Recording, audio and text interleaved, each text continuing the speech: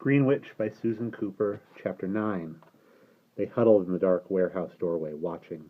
No wind blew now, and the sudden stillness was unnerving, broken only by the rumbling waves. The murmur of passing motor cars came now and then from the main road higher in the village, but the children did not heed them.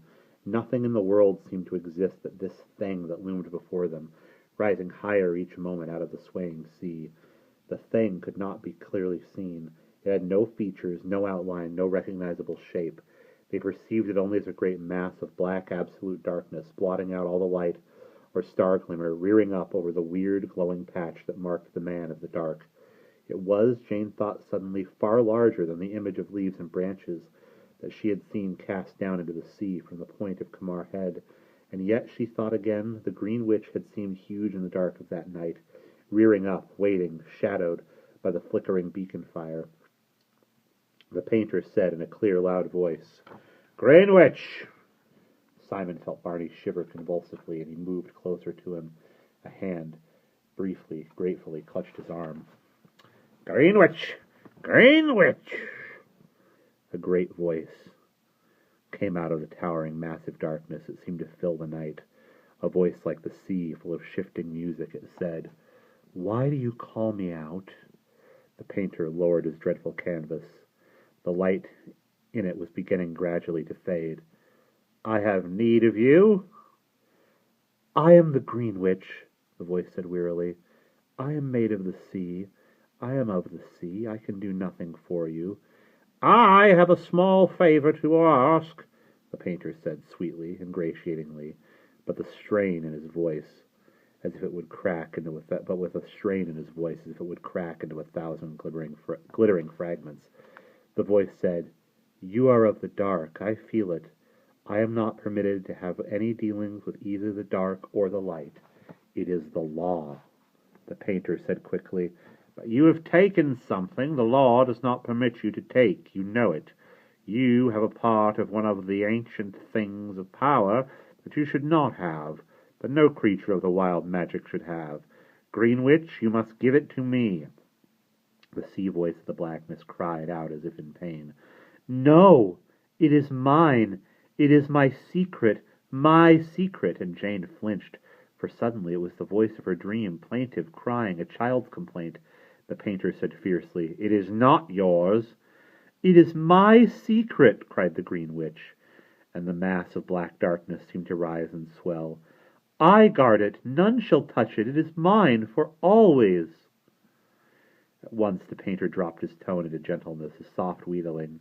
"Greenwitch, Greenwitch, child of Tethys, child of Poseidon, child of Neptune, what need have you of a secret in the deeps?" "As much need as you," the Greenwitch said. "Your home is in the deeps." The painter was still gentle, persuasive. "There is no need for such secrets there. There is no place for such a thing, woven of different spells that you know nothing of." The huge voice in the darkness said obstinately, almost pettishly, "It is mine. I found it." The painter's voice, shaking, began to rise. "Fool! Wild fool! How dare you play with things of the high magic?" The light was fading faster out of his painting now. The children could see nothing around it but the blackness of the Greenwitch against the faint glimmer of sky and sea. There were only these two voices ringing through the empty harbor. "You are a made creature only. You will do as I say." Arrogance sharpened the man's tone, gave it an edge of command. "Give the thing to me at once, before the dark shall blast you out of this world." The children felt Captain Tom's gently but urgently drawing them all back against the wall, into a corner almost cut off from the spot where the two figures confronted one another on the quay. Nervously they moved, as if they were told. From the blackness that was the Greenwitch came a hair-raising sound, a long, low lamenting like a moan, rising and falling in a mumbling whine. Then it stopped, and the creature began muttering to itself broken words that they could not make out. Then there was silence for a moment, and all at once it said very clearly, "You have not the full power of the dark. Now, I command you—" The painter's voice was shrill. "You have not the full power of the dark," the Greenwitch said again, with a growing wondering confidence. "When the dark comes rising, it is not as one man. but as a terrible great blackness filling the sky and the earth. I see it, my mother shows me, but you are alone. You were sent by the dark with one small mission only, and you gamble now to make yourself a great lord, one of the masters, by completing one of the things of power. By completing one of the things of power for yourself. You think to become great, but you are not great yet. And you may not command me. Softly, Captain Tom said, Tethys has seen what we could not see. I have all the power required, said the painter loudly. Now, Greenwitch, do as the dark demands.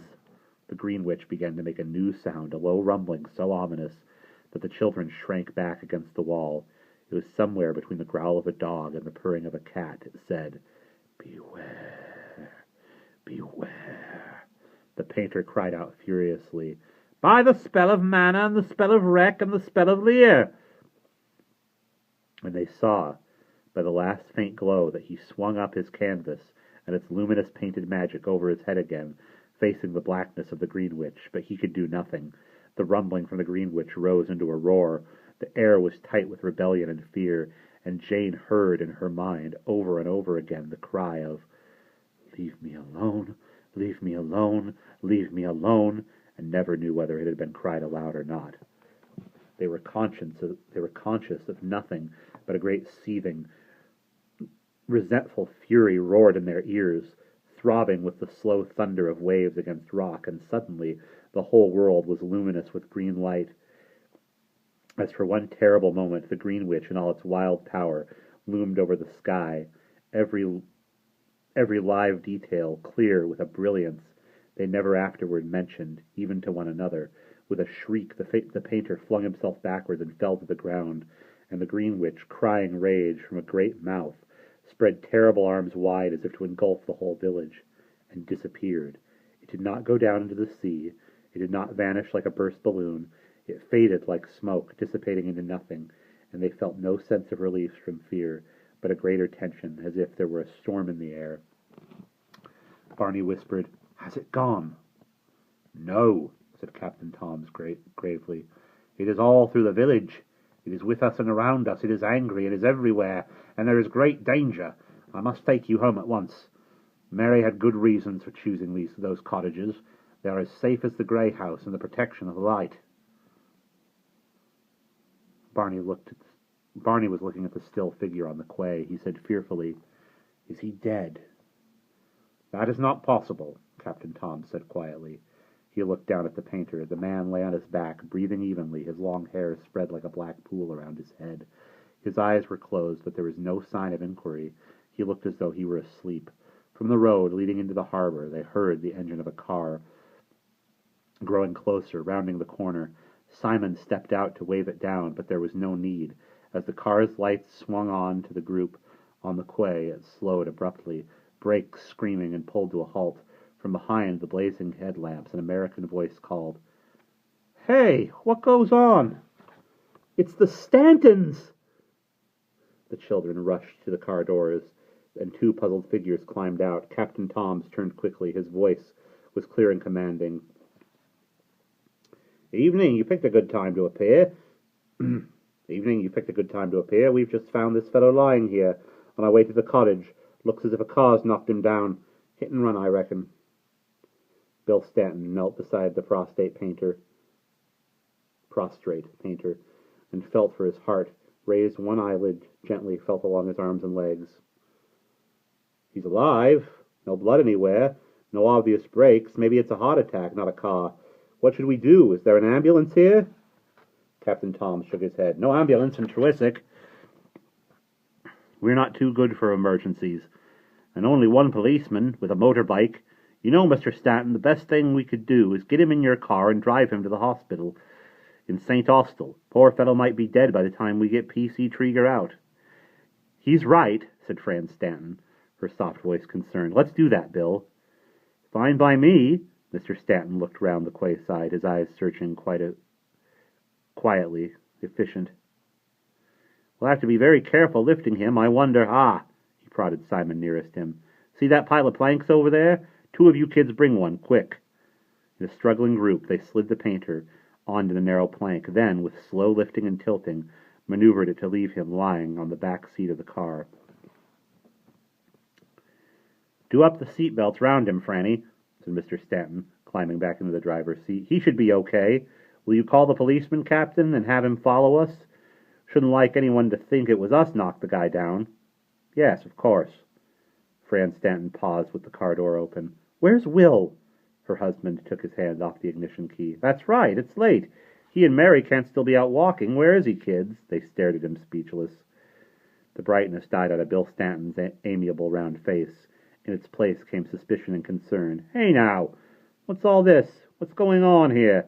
Where's Will?" Captain Tom's cleared his throat. He began. "Nothing to worry about, Uncle Bill," said Will behind them. "Here I am." And that is the end of Chapter 9.